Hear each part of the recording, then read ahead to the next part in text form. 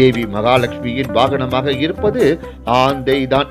வட இந்திய மக்கள் ஆந்தையை வாகனமாக கொண்ட மகாலட்சுமியை அதிக அளவு வழிபாடு செய்கின்றனர். மகாவிஷ்ணுவிற்கு வாகனமாக கருடன் உள்ளது போல் லட்சுமிக்கென்று பிரத்யேகமாக ஆந்தை வாகனமாக இருக்கின்றது. இது பலரும் அறியாமல் இருக்கலாம். வட இந்திய மக்கள் தங்களின் வீட்டு கூரையில் ஆந்தை கூடு கட்டி அலறல் சத்தம் கொடுத்து கொண்டே இருந்தால் சுப சகுனமாக கருதுகின்றனர்.